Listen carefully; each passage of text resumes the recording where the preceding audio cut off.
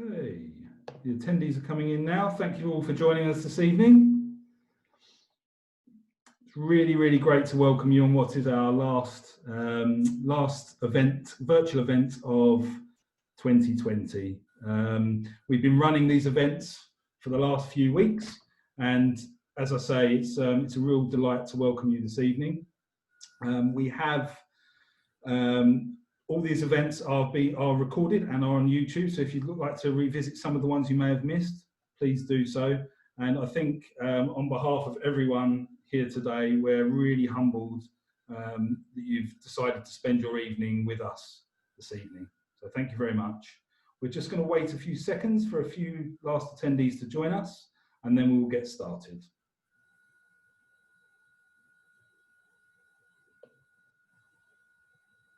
As mentioned, we've had quite a few webinars over the last few weeks.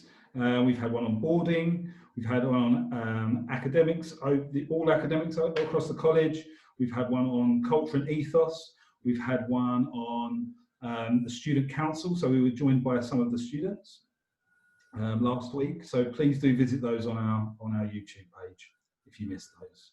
And for anyone that's attended many of these events who's joined us this evening, thank you again for attending this evening. Okay, so I think we'll get officially started this evening. And this is our sixth form virtual open evening. And like I say, it's the last event of the year. We're joined, of course, by our Principal, Irfan Latif, our Vice Principal Pastoral, Thomas Hadcroft, our Vice Principal Academic, Merido Reza, and then a number of our academic staff who are the experts in their field, who we are going to hear from this evening.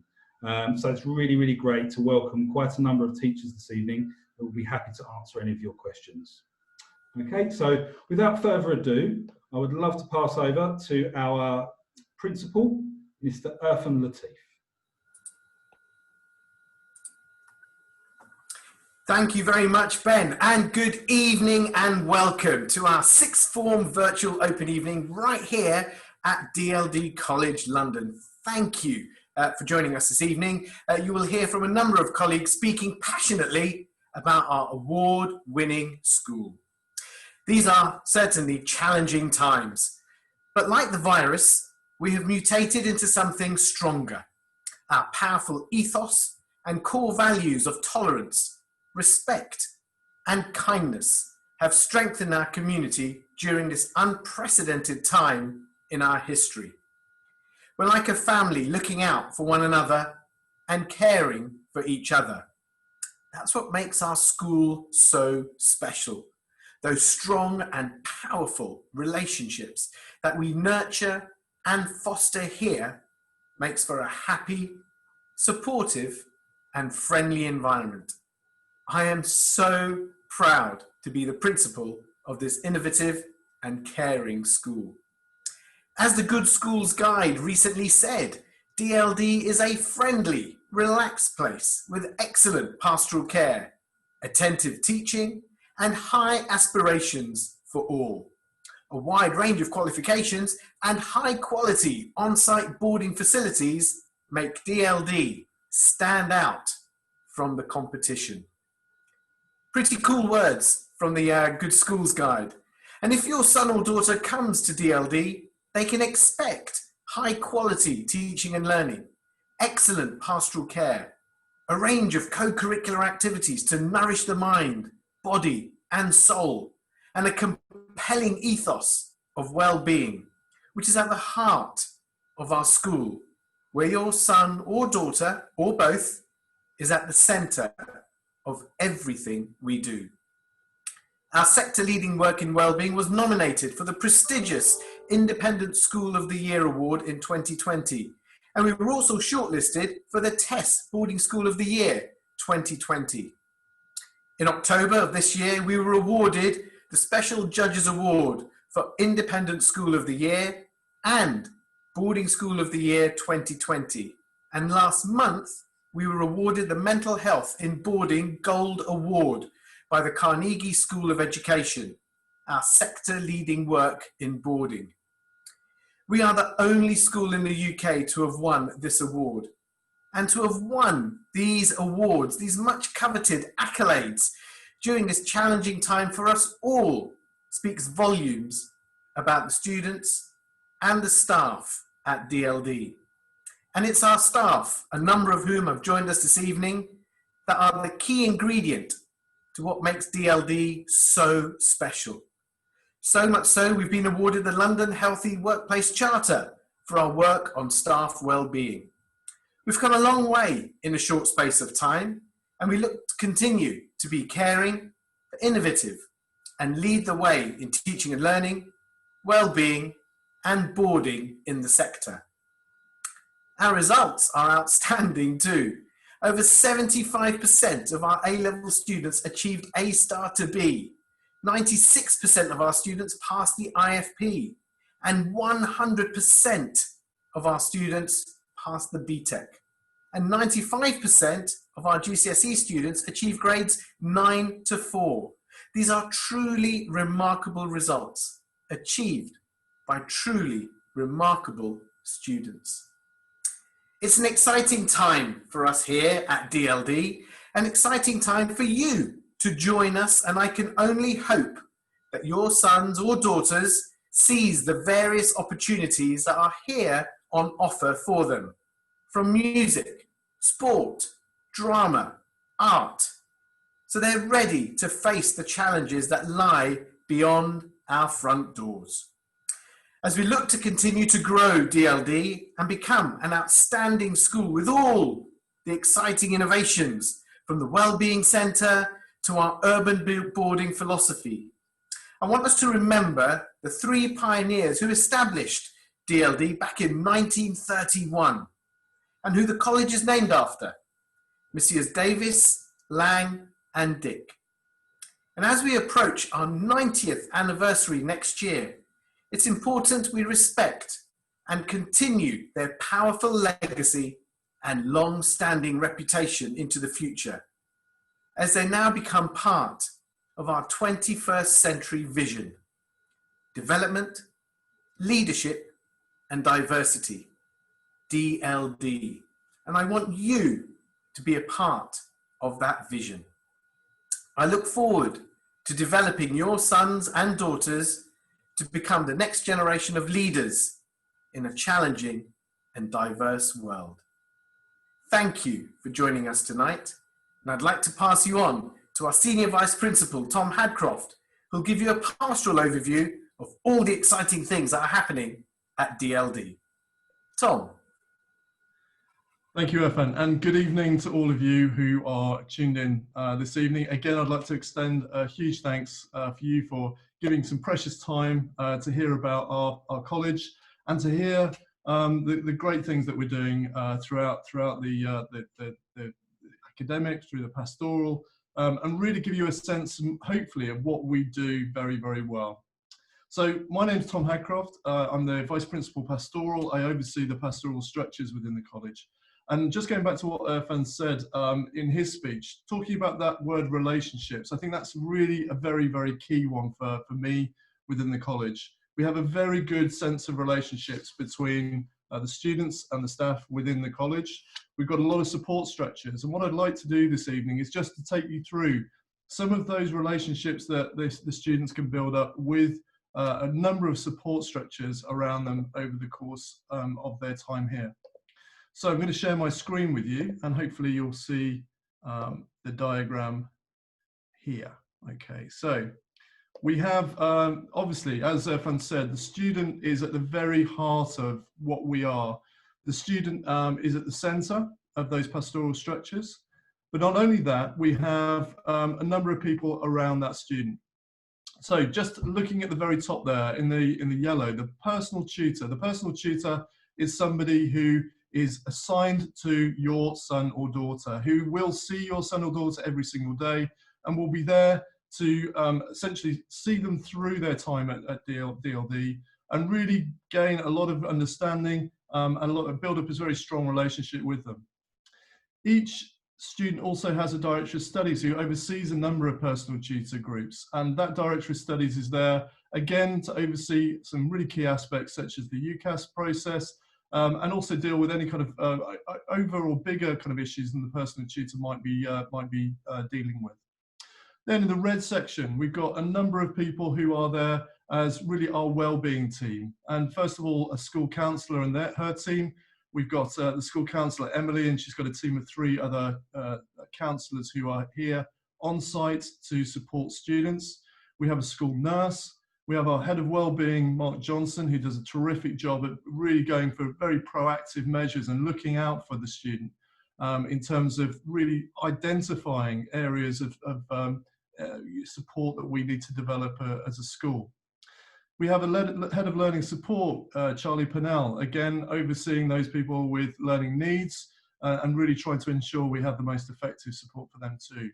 We've got a school coach on site, Matteo, who's skilled and versed in trying to help people with very short-term targets and issues that they might be experiencing and really coaching them through that particular area of need. And then we've got the student services who are there every single day. If there is a question about different things such as maybe passports or things like that, certainly cards and security, and really helping students with those different areas. Then in the green, we've got some, obviously the boarding staff who are here for the boarders, a huddle house parent accommodation officer who are very much focused on that student as a boarder. And then in the blue, we've got those people, those students who really help the student in their time or during their time at college. So we've got 18 members of the student council. This is really very key to us as a college. Our pupil voice, our student voice is very, very strong. The decisions that we make are really based on what the student council can offer, and they really provide a very strong indication of how the students feel about different things around the college, different decisions that need to be made. They all have an input. And then student mentors as well. So we have a great mentoring scheme with new students coming in and really having a number of experienced students who are trained in mentoring to provide that support. So those really are those people who are around the students. Just to remind you, those are a number of those awards that Irfan was talking about, from the ISA, from talking about Independent Schools of the Year, and also the fact that we were shortlisted for the TES Boarding School of the Year last year. And just a very quick look at our Wellbeing Centre. So you can see there a number of staff who are all there, based right in the heart of the school. Anyway, that's everything from me. I hope I've answered enough of your questions. If not, I'm happy to do so at the end. But just the final thing, I'm just going to hand over to Marido Reza, if I just stop sharing my screen, who is the Vice Principal Academic of the college. Thank you, Marido. Hello, good evening everyone. It's my great pleasure to be able to present to you what we have on offer at DLD College Form. Starting the sixth form is actually choosing the right subjects for you. It should be an exciting time because you're going to be doing something that you always wanted to do. So I'm going to also share my screen so that I can show you what we have on offer. So there we are. So the first thing I want to explain is that we have a variety of options. And I think this is something which is really great at DLD because you've got quite a broad range of A-level subjects, but you also have the BTEC qualification as well as the IFP courses. And you can mix, not necessarily with the IFP, but you can mix the A-levels and the BTEC, which is a great plus. In all those qualifications, as our principal said, we have excellent results.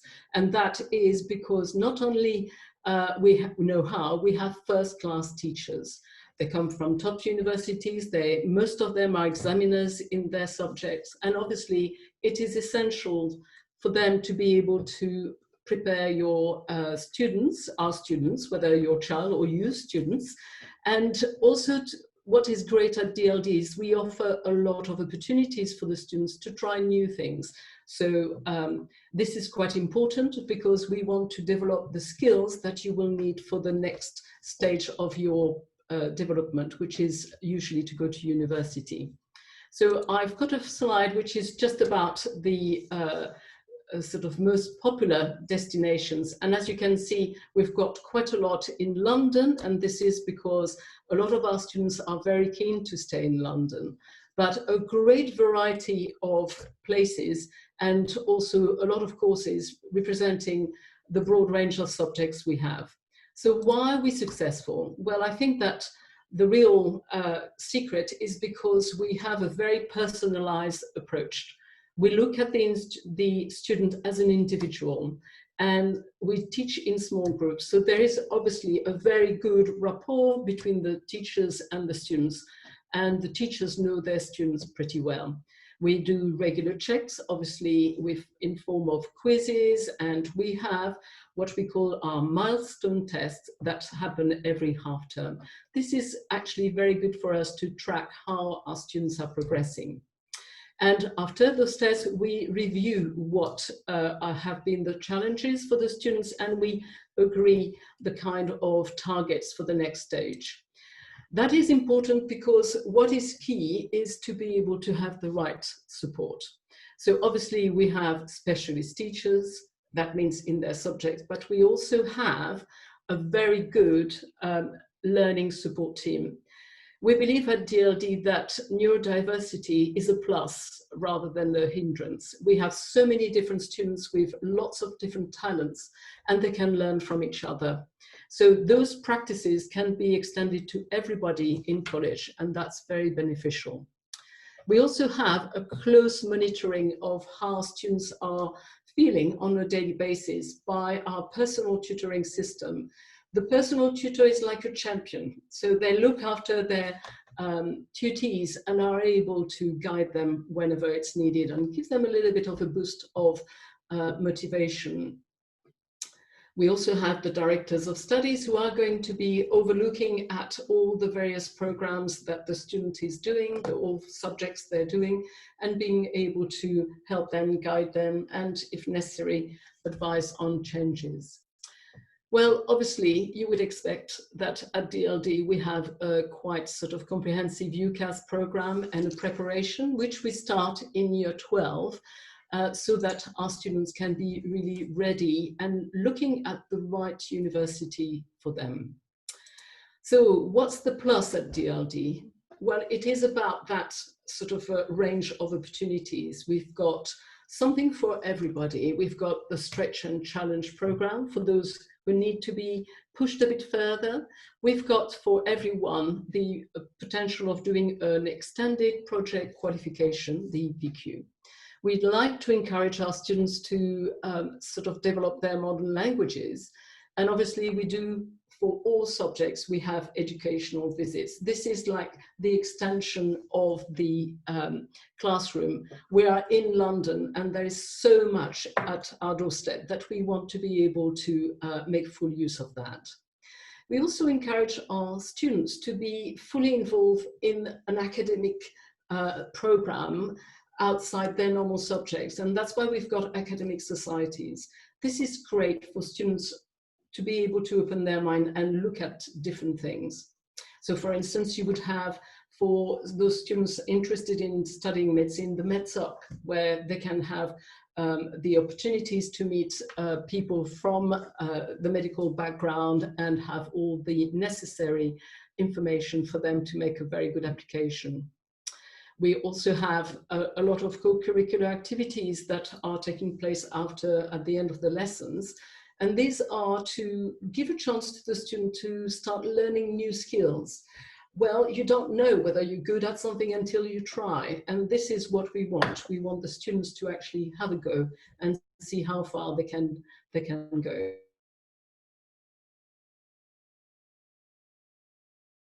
So our approach is holistic, build confidence in the answers, and also to build on their ambition, because at the end of the day, what we want is for them to be able to celebrate their progress. So I hope to be able later on to share with you a few more information, but I would like to pass on now to the Assistant Principal, John Branney, who is going to talk a little bit more in detail about the BTEC program. Over to you, John.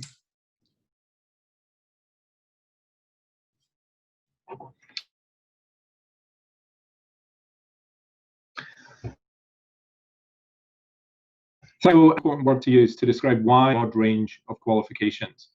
So I'm going to introduce you to our BTEC qualifications. Now, students to apply, so they're not just assessed in an exam, and that's where that neurodiversity comes into play. So having qualifications that allow them to apply their understanding in a different way is incredibly important. So we offer 3 BTEC qualifications. We offer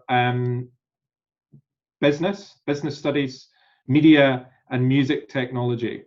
And we've had a huge amount of success in those 3 qualifications. We offer 2 different variations of this. One is the equivalent of 3 A-levels. So 43% of our students complete those qualifications with A star to A grades. And we have an amazing set of universities that students progress to. So in business, we've had students attend York, UCL, Reading, Leeds, even Monaco. For media, they go to a range of different universities, some of them new, some of them older.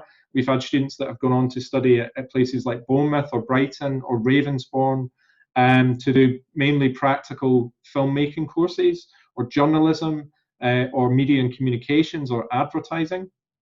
And for music technology, they're looking at more specialist music schools like BIM, so the British and Irish Modern Music, and ACM, SAE. And really it's about getting them to apply their knowledge practically, getting them to engage with the real world. So we bring in a lot of guest speakers. A lot of our lecturers, a lot of our teachers are industry trained, so they've spent time working within the industry, so they get to share their technical expertise with the students. And we've got 100% achievement on the course overall, and that's been since the qualifications were introduced over 5 years ago. And we're also award winning, so we've won national awards for our vocational provision, which I think really illustrates not only how seriously we take our BTEC qualifications, but the quality of the provision that we offer and the quality of the results that our students achieve. So that's just a little bit about those 3 BTEC qualifications in business, media, and music technology. And I'll be on hand to answer some questions. I'm now going to hand over to Pardeep Sagu, our Head of Faculty for Science, who will take you through some of their courses. So thank you very much. Hello, good evening, students and parents. And once again, I'd like to say thank you for giving up time this evening to spend time with us.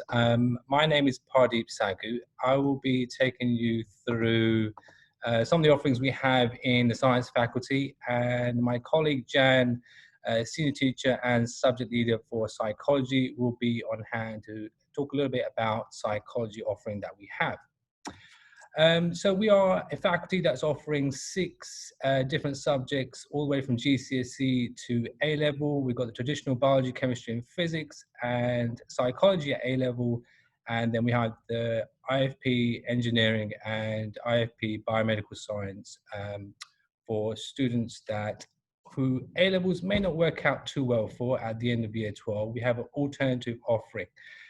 So this is one of the things that I'm really, really proud of at DLD College is, as Senior Vice Principal Merido said, is the vast range of courses that we offer here at DLD to ensure that our students can succeed and make it to university to study what they want to do in a variety of different courses and a variety of different ways here. So at GCSE, we offer the OCR-A syllabuses. At A-level, we are offering OCR for chemistry, biology, and physics, and the AQA syllabus for psychology. And then we have our IFP biomedical science, newly launched about just 2 years ago now. And we have IFP engineering, which has been running for about 6 years or so, which have had tremendous success of getting students to university to study a variety of different engineering courses, right the way from mechanical to civil engineering at some of the top universities across the UK. Biomedical sciences, we've built a range of different alliances with universities up and down the country and in Europe as well to study a variety of different courses such as biomedical sciences, sport and exercise sciences, nutrition, pharmacology, even pharmacy, and even medicine as well, if students choose to study this one-year course in biomedical science. Our biology department is taught by two specialists in biology, Jess and Rini. They have had success in gold awards in intermediate and the British Olympiads, which we're extremely proud of. It's a national competition which is well recognized nationally as well as internationally. There are trips annually to Kew Gardens and Biological Society, and there are dissections which take place in lessons. Chemistry department taught by two teachers, myself and Curti, who both have experience of working in the chemical research field, which really helps to give background knowledge to students and give them understanding of how this fits into the real world. So like Principal said, Irfan, we are experts in delivering our subject, and we're proud of that. And also the co-curricular offerings as well. We offer a range of different co-curriculars here. Last year we had a variety of different trips to New Scientist Live, GCC Science Live, the Chemistry Day at London Metropolitan University, and also Chemistry Day at Queen Mary, London. We have a track record in Chemistry Olympiad and the Cambridge Challenge, which is Year 12 competition and the Year 13 competition. Physics department taught by two subject specialists who have PhDs, so they're doctorates in their field from Oxford University and UCL. We've had students that go on to study at a variety of top universities in the UK and even abroad in the USA, so UBC and University of Washington. They've had a variety of different trips in the last few years to CERN in Geneva, Imperial College, Royal Observatory, and they've had tremendous success in the Olympiads for Year 12 and for Year 13. We truly believe in practical lessons for science, as this helps to embed learning and to develop progress of our students and also build their skills in whatever field they go on to specialize in later. Here's some of the pictures of our success in our Olympiads. We have societies that run weekly, as Mario said, for Year 12 biology, chemistry, and physics to ensure that students are prepared for these exams and our results are improving year upon year, excuse me, for these national competitions, which really helps to embed what they put down their UCAS statements about showing their subject knowledge here. And being able to utilize that to get a place at university. New Scientist Live, some of our students, a mixture of students across mathematics and sciences here. So it's a joint trip with the mathematics department. So we not only do we just work by ourselves, we do also collaborate with the mathematics department as well. GCC Science Live trip here, students got an opportunity to see Professor Winston there, bottom left, and Professor Seller here, top right-hand corner, who's a very, very famous chemist at UCL.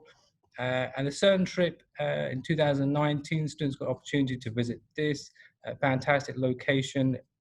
And Royal Observatory trip in 2019, students had opportunities to work together in groups and learn more about the history and the application of physics behind observing planets and planetary objects. We are one of the few London schools to receive personal invitations to the Royal Institution Christmas rehearsals, which students enjoyed attending last year.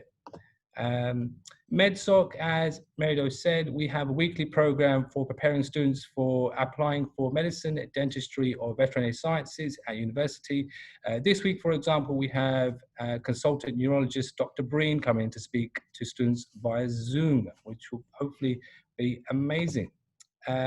University talks for MedSoc as well. We have universities that tell or inform students as much as possible about the application process for applying for university for medicine. Some of our results this year for sciences, you can see here, are among the best in London here for some of our courses. And as we said, some of our classes are very, very small. So these are student numbers, so less than 10 in the class. And you can see here, biology, chemistry, physics, and psychology are amazing, and which we're truly proud of. I'm going to hand over to Jan to speak a little bit more about psychology. And I'll be on hand at the end to take more questions for sciences as well.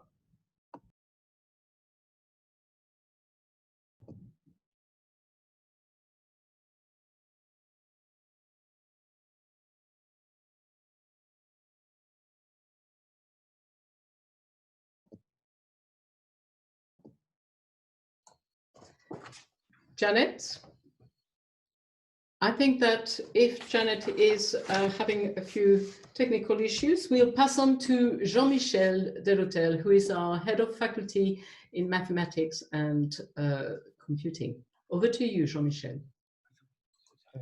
Thank you very much, and good evening. I am the head of mathematics and computer science at DLD. I will be very brief, welcoming your questions later this evening. At DLD, we offer A-level maths and A-level further maths. These are two distinct A-levels, both following the Edexcel examination board. Our teachers all have many years of experience, even decades, for most of them, and our lessons provide a careful balance between technology and more traditional approaches, because we believe that technology doesn't have an answer to everything. And especially in a field like maths, there is really, it's very important to emphasize interaction between the students and the teacher. The quality of our teaching also benefits from the size of our classes. A typical A-level class has no more than 12 students, and there are even less in certain groups. This helps make our lessons more interactive, and the teacher can give more attention to each individual student. We've been doing very well this year with 80% A* to B results in maths and 100% in further maths. Our maths, further maths, and computer science students have secured places in some of the most reputable universities, including Oxford, the LSE, and Imperial College. To anticipate some of your questions, I've seen a list of questions tonight, and one that seems to come again and again. What do we require from students to do A-level maths? Well, we really require students to have achieved at least a grade 7, and over 7 would be even better, to stand a good chance to achieve A or A* results at A-level maths. A-level maths is a 2-year course with examinations at the end of year 2. Stronger students who scored at least 8 or 9 at GCSE may be considered for studying further maths, which is an additional A-level course. It's not an extension of further maths, it is a separate A-level. If so, they will do the whole maths A-level in the first year instead of 2 years. And if they are successful enough, they will take the A-level further maths course in the second year. My faculty, the maths faculty, also includes computer science, which has been an increasingly successful subject in the college over the last few years. If you are interested in studying computing at A-level, the subject leader, Milesha, is here with us tonight, and he will answer all questions you may have. Over to business and economics. Marido? Yes, indeed. Over to you, Fahim Choudhury, who is our head of faculty for business and economics.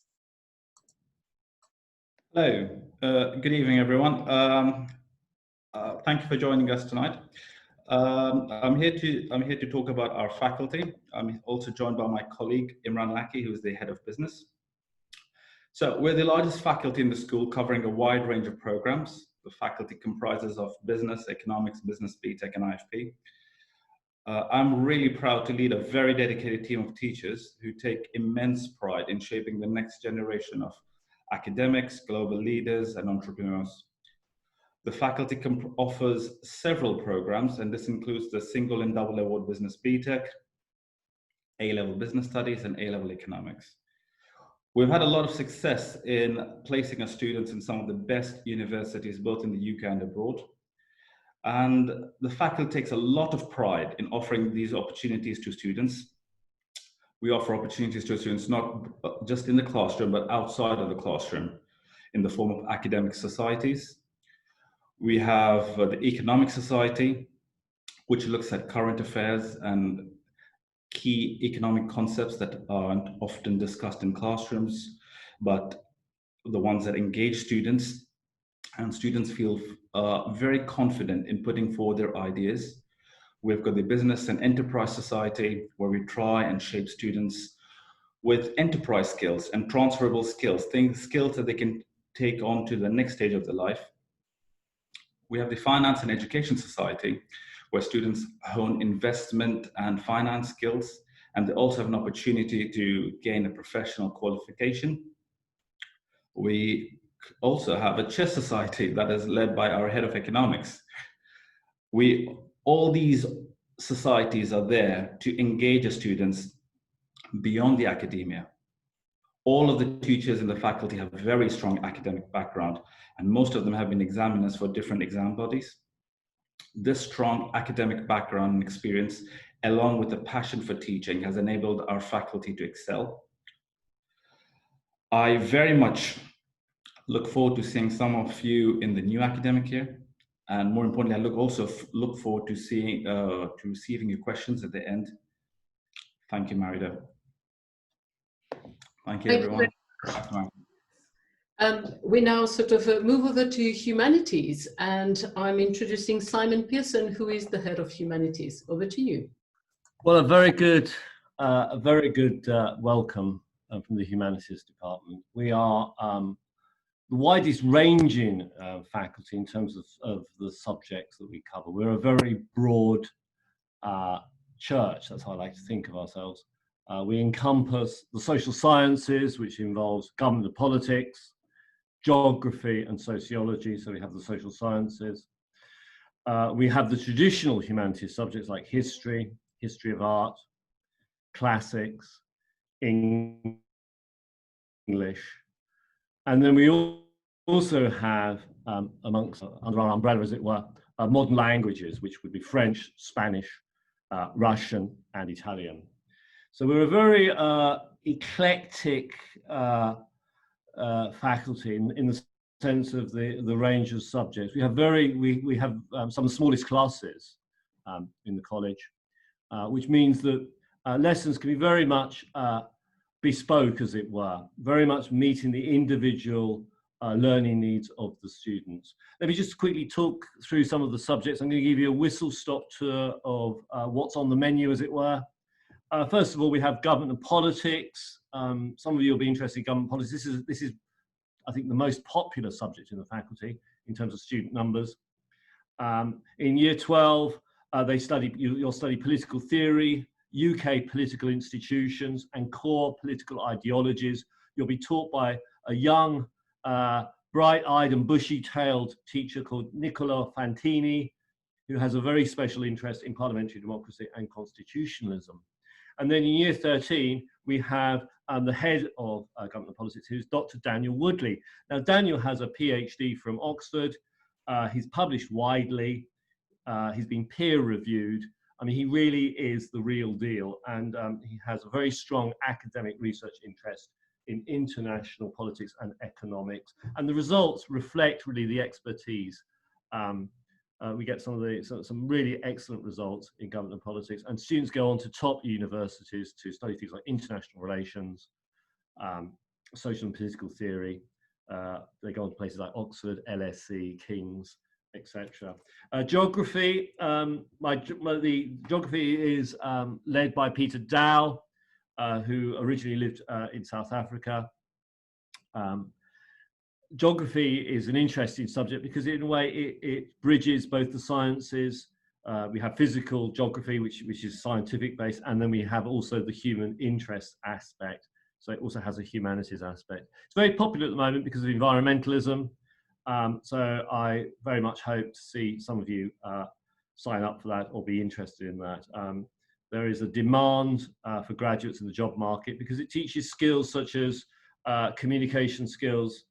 A lot of international organizations want geographers. So it's an area that I think has quite strong employment. They also have sociology as well. Sociology and government politics very much complement each other. Sociology is headed by Michelle Tyler, and she looks at the way in which social systems, social codes, social attitudes and values determine human behavior. So you might look at things like, for example, crime, the origins of crime. Moving on to the traditional humanities subjects.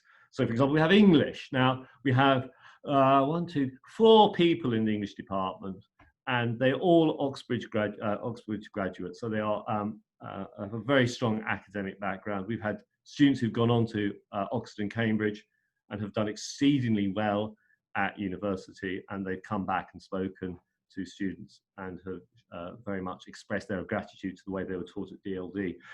History is led by Dr. Gregory Schleis. He is a published author. He's done a postgraduate degree at Oxford, and history again is a popular subject. And again, last year one of our students got into Oxford to read history. History of art. History and history of art obviously complement each other. History of art is a very interesting subject. If you're thinking of doing art, I would very much consider thinking of doing history of art as well, because many people when they go to do an art degree have to write a long dissertation. So history of art is a very interesting subject, and again it fits very nicely with classics. Let's talk about classics.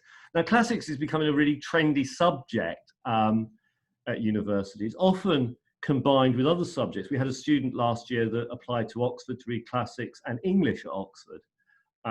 You can combine it with at St Andrews, you can combine classics with psychology. And I think that's very much to do with the media. I think there are a lot of programs now, headed by people like Mary Beard, which have very much raised the profile of classics. And we have a strong link with classic societies. We take our students to the Gresham College, which have lectures, top-notch lecturers like Edith Hall. So that's classics. Let's move on. Modern languages. Now, the modern languages comprises of French, Spanish, German, and Russian. So let's have a look at Spanish. Spanish, well, it's a great opportunity to study a language which opens up a whole culture. You study a film and a literary text, and that will form part of your A-level program. The lessons are very interactive, and there's high participation. It is absolutely fundamental to improve your skills. So Spanish is the most popular modern language. Then it's followed by French. I'm told by the head of French that there are 300 million French speakers worldwide. So the idea that French is somehow dwindling is a myth. And they estimate there'll be 700 million speakers of French by 2050. French is the 3rd most widely spoken language in the EU after English and German. And again, it's the same format as Spanish, so you study a literary text and a film, and of course there's speaking and listening and reading as well. There's German as well, which is on offer, and Italian. So those are the suite of languages that are studied under modern languages. I will answer questions in the Q&A session, which I very much look forward to answering and talking about any specifics. So I'm going to hand you over to Mary Doe, and I look forward to that. Thank you very much.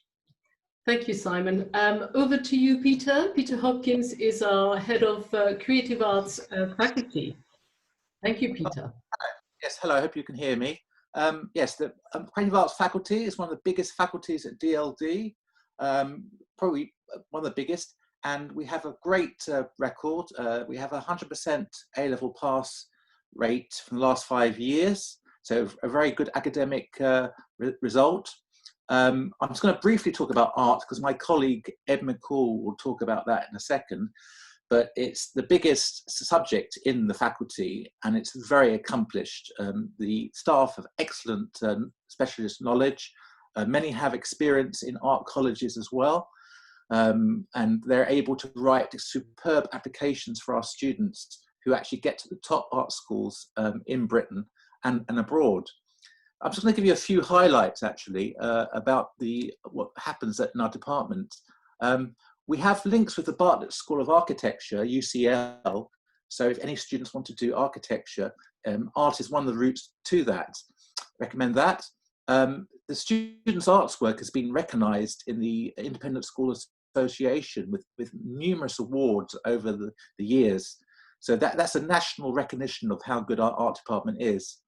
In photography, our students have progressed to the best national and international art colleges. They include the Royal College of Art, St. Martin's, Chelsea College of Art, Parsons in New York, and the Paris School of Art as well. So a really international profile. Drama.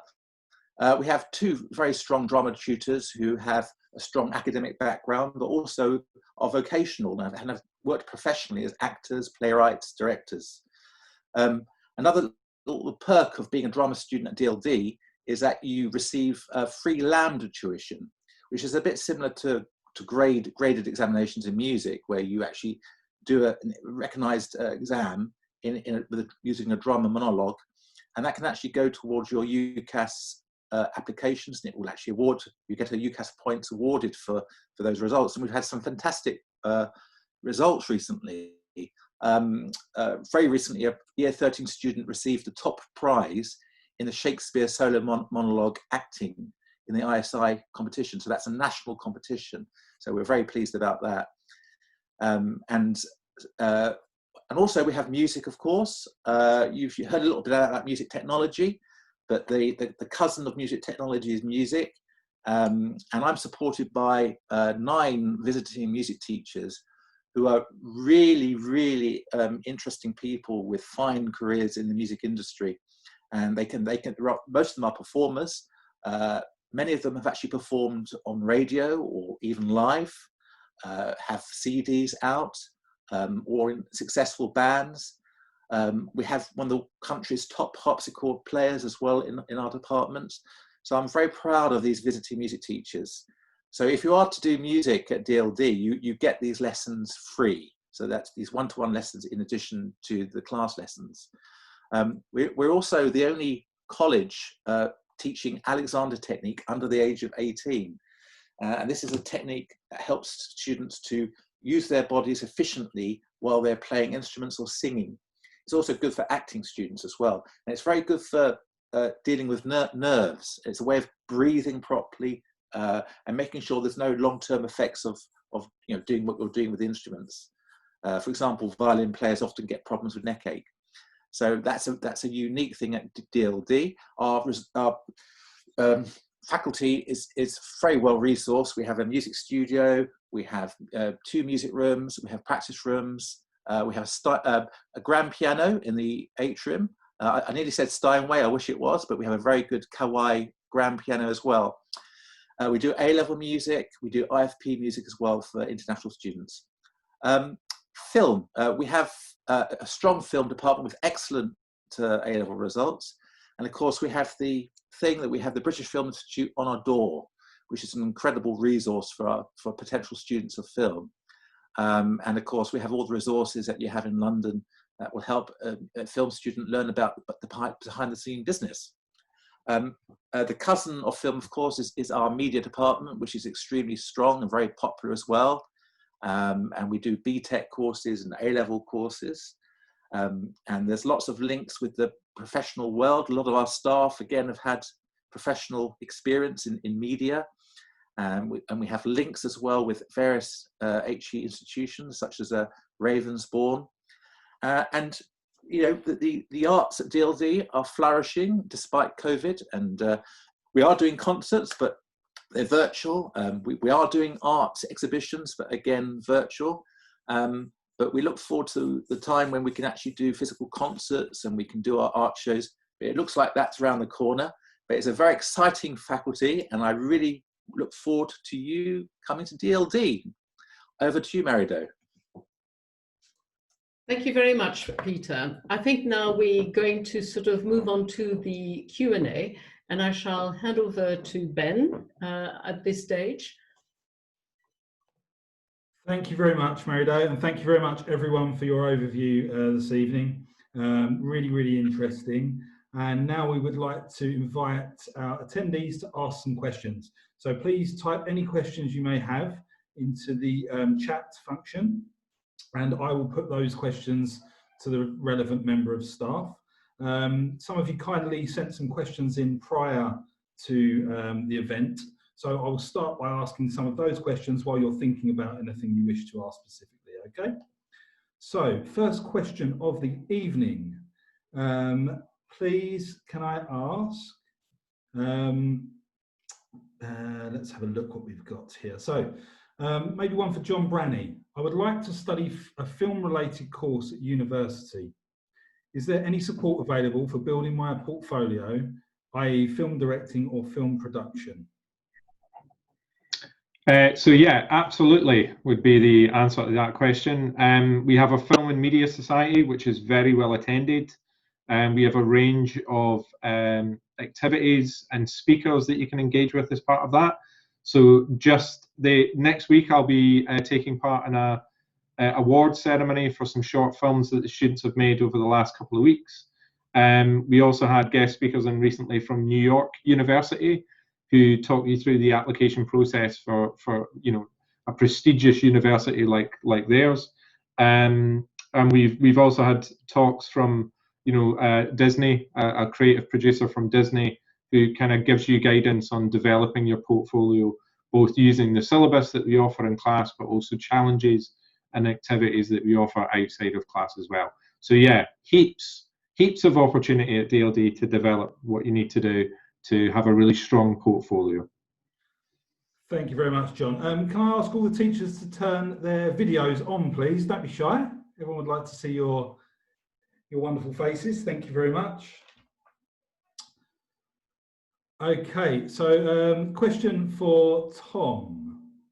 Do you have any sports facilities, or do you offer any regular sporting activities for sixth form?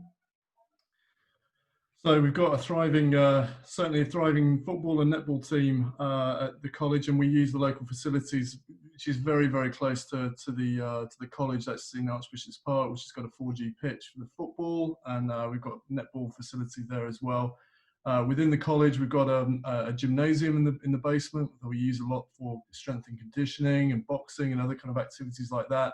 And we also make reuse of some of the other local area facilities like the South Bank University for basketball, badminton. So there are a huge number of things that we do, but we make use of what's on our doorstep, which is a huge amount of facilities and really great, a great standard and great quality of the facilities as well. Great, thank you very much. And some live questions have come in. Mary-Do, we are new to A-levels. Do we need to pick 3 topics that are related, i.e. maths, chemistry and physics? Well, usually you would have to pick subjects which are going to enable you to move on to the university courses you're interested in, so that they would hopefully be somehow connected. So it depends very much on what you want to do next. We decide on the A-levels according to A, what you want to do, and 2, what you are interested. What you're good at, but it needs to be able to make sense for your application. So certainly math, physics and chemistry are subjects that go very well together, but not if you're going to want to study something which is totally different. But this is what we do at the interview. We really see with you what it is you want to do so that we can ensure you're doing the right course, the right program. Thank you. And we've got a question from Emma. This is another one for you, John. You mentioned at the beginning of the presentation the BTEC was equal to 3 A-levels. Is this correct? Can you clarify? So hi, Emma. Yeah, happy to clarify. So we offer an extended diploma in media, business and music technology. The business and media courses are the equivalent of 3 A-levels. So yeah, 100% correct. Definitely 3 A-levels.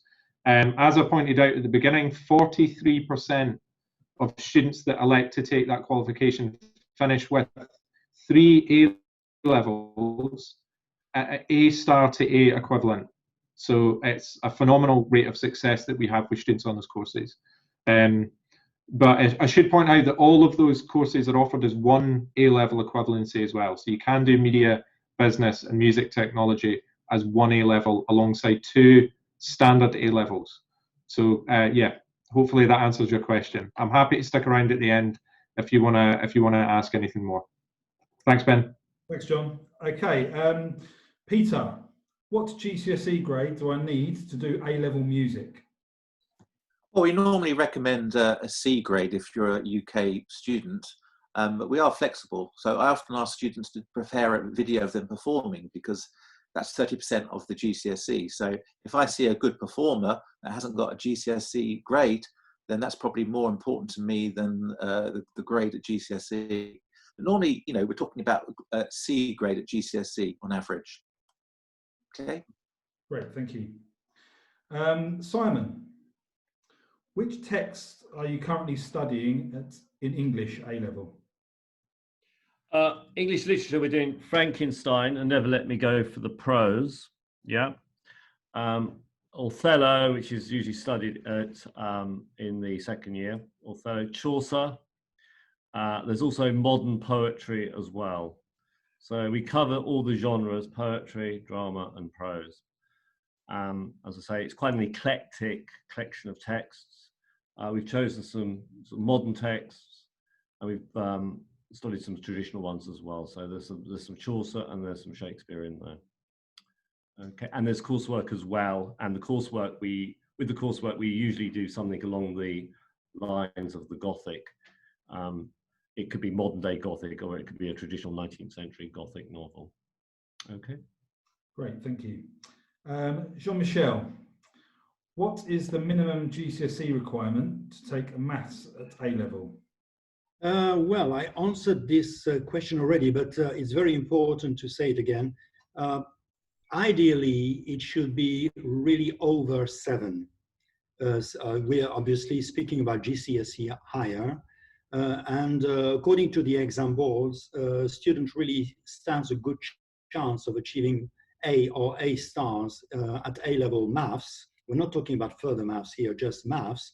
If they scored at least 7 or rather above at GCSE. Yeah. So it means that our minimum requirement would be 7 for A-level maths. Yeah. Excellent, thank you. And I'm going to put a question to Imran, if that's okay. Do personal tutors liaise with tutees every day as a timetable rule? i.e., is that a face-to-face meeting? Are you on mute, Imran? There you go. Hello, yeah, happy to take that question. So 5 days a week, we meet with our tutees, usually for a 15-minute slot. That allows us to pick up on any particular issues that there may be, as well as have one-to-ones. And on Tuesdays, we have a longer session where we go through important content, and again, a useful opportunity to praise students, to have one-to-one conversations, or pick up any issues that they need to do so. At the moment, we also engage those students that are online through the use of Microsoft Teams. So all students are involved in that on a daily basis. Thank you very much. Okay, one for Ed. I'm really interested in photography. Should I send some of my work when I apply? Hopefully you can hear me. There you go. Okay. I would say not necessarily. You don't necessarily have to send some of your work, but it would be a pleasure to see it anyway. So if you like, the answer is yes, but it's not completely necessary. Okay, great. Thank you very much. Got a couple of questions about EPQ. So one, do we offer it? And 2, how is the EPQ assessed? i.e., how many classes per week? Maybe one for you, Mary-Di? Okay.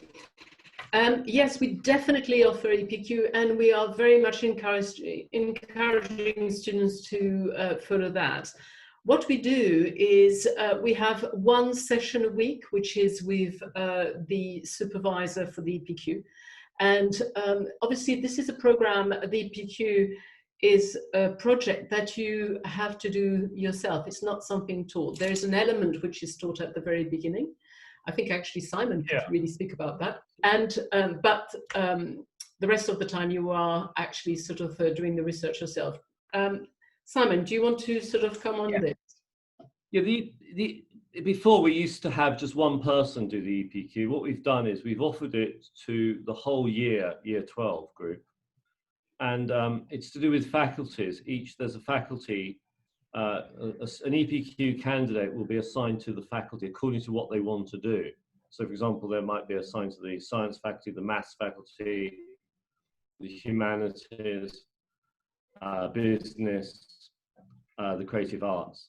And they will go through a EPQ program which has been set out. The EPQ program is common to all those different faculties.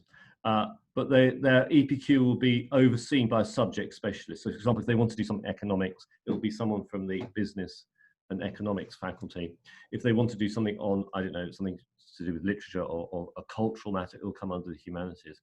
So they will all follow a common kind of curriculum, research skills, formatting, how to compile a questionnaire. That will be common to everyone. But as Mary Jo said, it's very much independent study, independent research, and that's what you're assessed for. You're assessed for the ability to motivate yourself and to manage your own time. So there's a limited amount of input that can be given in that sense. But and then it's assessed internally. So Daniel Woodley, who is the coordinator, I also will be involved in the assessment as well. You submit a dissertation of about 7,000 words, and you have to give a presentation as well. So, but the EPQ is a great add-on if you're thinking of going to a top university like Oxbridge or Russell Group University. It sits very well with your application, and it gives you something very much to advert to in your personal statement. Great, thank you very much. Milesh, I'm interested in studying computer science at A-level, but I haven't studied it at GCSE. Is that a problem? No, it's not usually a problem, folks. GCSE computer science is a good requirement, is a good thing to have, but as long as you're logical, your maths is strong, that's one of the main requirements for the subjects. So to look towards getting a grade 7 in maths would be a benefit to the subject. Logical thinking is more important than actual computer science itself. If you haven't done programming, that's fine. We introduce all the topics at A-level, and we also assess all the candidates when you first come in to see how we can properly support you through the whole process. Thank you very much. Okay, one for Fahim. I'm interested in studying business and economics in A-levels, but I've not had these topics in IGCSE. Is that an issue? No, don't think that should be a problem. Just the one thing one will have to remember is that both subjects are heavy in literacy and numeracy skills. So if your numeracy skills are pretty sharp, especially for economics, that will definitely go a long way. Both subjects rely on a lot of essay writing, and therefore if you feel confident in your structuring of essays, which one would pick up from subjects like history and English language, those are transferable skills that should come through. Other than that, a keen interest in the subject helps, and a passion to do well, and that's all what one should be armed with to do the subjects. Thank you. Thank you very much. Jan, got a psychology question here as well. So what topics do you study at psychology? Quite a big question, that. Yes, it is, seeing as there are a number of topics. We start off by looking at the various approaches in psychology. In other words, for example, the biological approach, which suggests that all our behavior is caused physiologically. So that is our first topic. We go through the various approaches, the behaviorist, the cognitive, the psychodynamic, and the humanistic. We then go on to look at social influence, which is basically how other people influence us and what we do. This is followed by memory, and we have a lot of fun doing various memory games, but at the same time doing all the research. We then go on to attachment, which is basically how we form relationships, both romantic and friendship and with our parents. We then look at psychopathology, which is always one students seem to like. And here we look at mainly OCD, depression, and phobias. And with regard to phobias, we normally have a zoo visit where we go to the zoo and they help us to deal with our phobias, and the students can even handle a tarantula if they want. They're not forced to, though, before it scares anyone off. We then, the whole lot is also covered by research methods, where we learn to do research in each of these areas and do a lot of statistics. So I'm often asked, is maths important for psychology? Yes and no. If your maths, your stat, have no problem. So don't worry if you're struggling with trigonometry or algebra or any of those aspects of maths, you'll have no problem. And as for economics, it's very essay-based. So you do have to be able to write reasonably well. And that, in a nutshell, is the psychology curriculum. Thank you very much, Jan. Okay, so a few more questions coming through live. Tom, is there a fencing club at the local university facilities that were mentioned earlier? So that's a very good question. In terms of fencing, we don't necessarily have a club within the college. We have had people who have been interested in fencing, but obviously being in London, there's a number of local kind of clubs, not necessarily attached to us, but certainly are available to you. In terms of the university, we don't necessarily have any link with universities because obviously there's a difference in age. And we would recommend, obviously, to maybe approach a club which might have similar type of age as students there as well. So yeah, the answer is no, but there's plenty of options around us. Great, thank you very much, Tom. And Richard, thank you for your question. Ed, would it be possible to do Art A level if you haven't done Art GCSE? Okay, well, good news. It is possible if you have ability and you can show us a portfolio or a sample of your work just to prove your ability. You do not necessarily have to have a GCSE in art prior to starting A-level art. Thank you very much. And Sarah, thank you for your question. Peter, lots of music questions this evening. Oh, it's just disappeared. Bear with me a second. There we go. Free music lessons were mentioned earlier. I included as part of the curriculum. Does this include singing or just selected instruments? Yes, it's singing, it's violin, it's cello, it's all the woodwind instruments, it's guitar, piano, jazz piano and classical piano.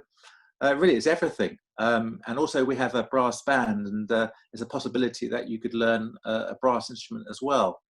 So it's pretty comprehensive. And if there's a demand for a new instrument, it's possible to actually bring in a new teacher.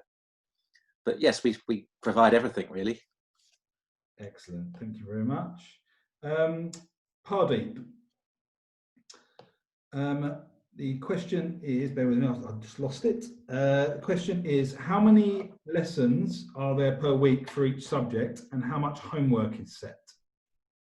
Right, so lesson-wise, we have 4 lots of 1 hour, 20 minutes per A-level.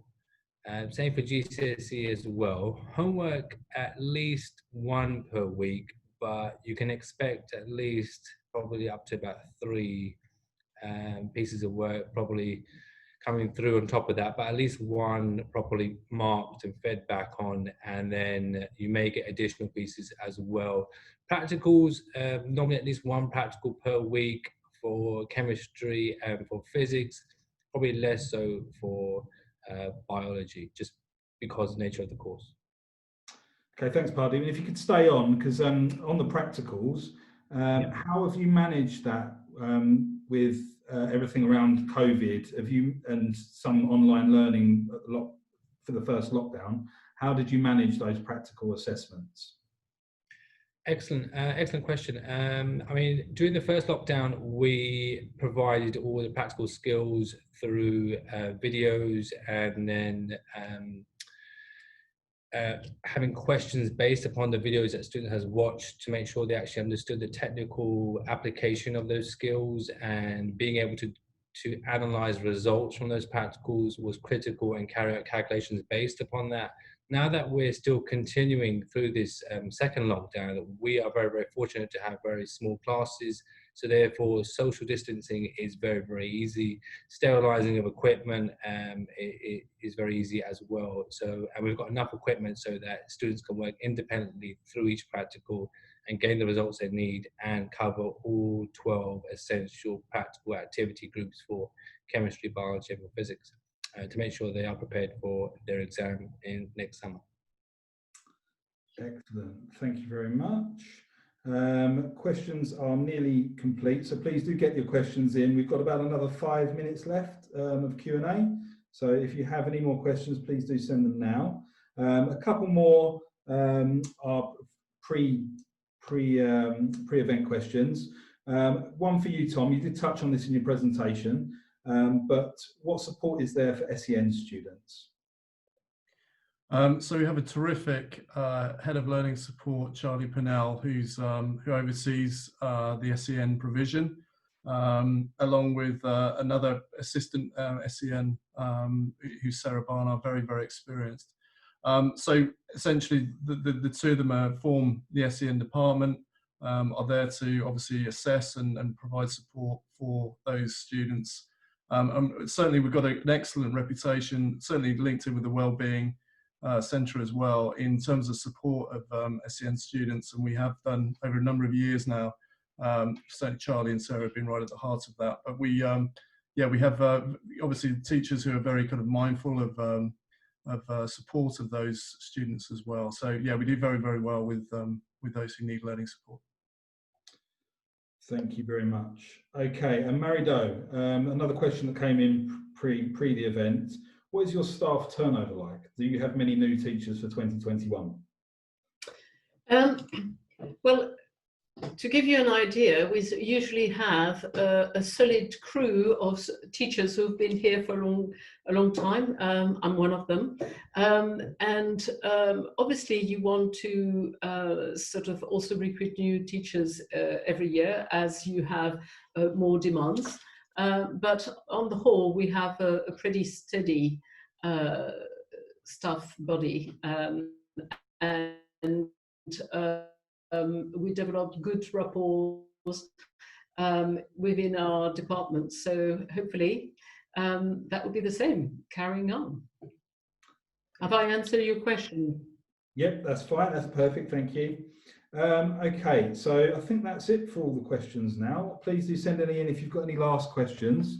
While you're thinking about any possible last questions, I'll just quickly take you through the application process, because that was one of the earlier questions. So there are 4 stages to the application process. Sending in the application form. We'll then arrange an interview, which is more of a discussion, around 30 minutes. And it's an opportunity for you to ask questions about the college, but also for us to find a bit more about you. And it's an opportunity to have a consultation as well, because you may not be sure what subjects you want to do at A-level. Following that interview discussion, you'll receive an offer, and then it's just a case of following the instructions on the offer letter, returning the acceptance form, and then you'll be confirmed for the college. So a really nice, simple process. I will follow up after the event tomorrow to highlight everything for you. So that will be all written for you, and with a link to the webinar this evening in case you'd like to rewatch any of the elements of the evening. Okay, there might be one more question. Let me check. Okay, one more for Jean-Michel. Can you confirm Maths A-level is covered in 1 year, then further Maths the next year? What are the advantages of studying the syllabus this way, as opposed to over 2 years, looking at both subjects combined? Oh yeah, that's a very good question. Yes, actually it turns out that a lot of schools, and actually I've always been very much surprised about this, have the habit of mixing teaching further maths in year 12 together with the normal maths A-level, which is a bit of a strange practice, really. I mean, I try to, I ask people about it, teachers and people from other schools, and their usual answer was, it saves time. It's faster, you know, it saves time. But actually, I believe this is a very bad thing to do, because although these schools choose topics from further maths, which appear to be self-sufficient or independent from the A-level topics, actually it doesn't work that way, because there's always, it's really all about things being very much interconnected. So there's always one stage, there's always comes a point where students about this new topic uncovered enough of the material, enough of the concepts in A-level maths. So I think in the way we do, which is that we cover the whole of A-level math first, and if the students are able to do further maths, which is a separate subject, and it's called further maths anyway, further means it should be done after A-level maths, you know, it does make sense. So we do it in the second year, making sure that those students have the appropriate background in mathematics, and they are able to properly tackle the challenges of further maths, and there are challenges there. And in our experience, it is really essential to do it this way. I've seen a lot of people that I've taught over the years in various places.